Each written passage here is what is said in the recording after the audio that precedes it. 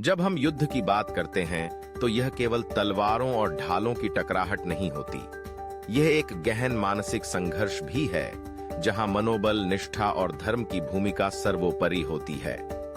श्रीमद् भगवद गीता के अध्याय 8 श्लोक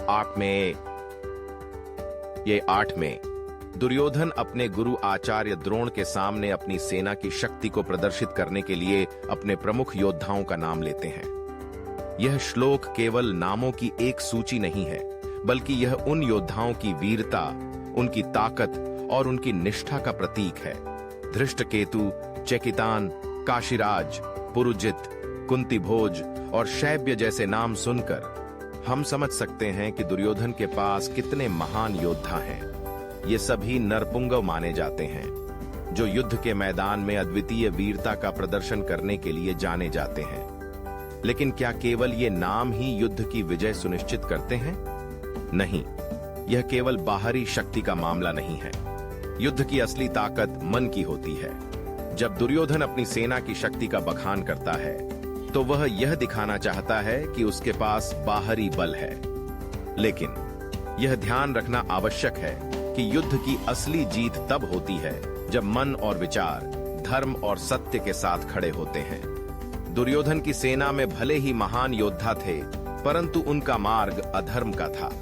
यही कारण है कि महाभारत का यह युद्ध हमें यह सिखाता है कि चाहे हमारी परिस्थितियां कैसी भी हों, यदि हमारा मार्ग सत्य और धर्म का है तो विजय अवश्य मिलेगी। इस संदर्भ में यह श्लोक हमें एक महत्वपूर्ण सीख देता है।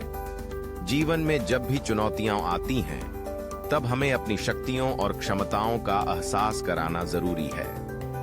लेकिन केवल बाहरी बल काफी नहीं होता। जो युद्ध आत्मा, सत्य और धर्म के आधार पर लड़ा जाता है, वही सच्चा और स्थायी विजय प्राप्त करता है। आपके जीवन में चाहे कितनी भी समस्याएं हों, हमेशा अपने सत्य और धर्म पर विश्वास बनाए रखें। जब आप अपने भीतर की शक्ति को पहचानते हैं और उसे धर्म के मार्ग पर चलने के लिए उपयोग करते हैं, तो आप किसी भी चुनौती का सामना कर सकते हैं। युद्ध वही जीतेगा जिसका मन और विचार धर्म और सत्य के साथ खड़ा होगा। यह एक गहरी सच्चाई है जिसे हमें अपने जीवन में अपनाना चाहिए।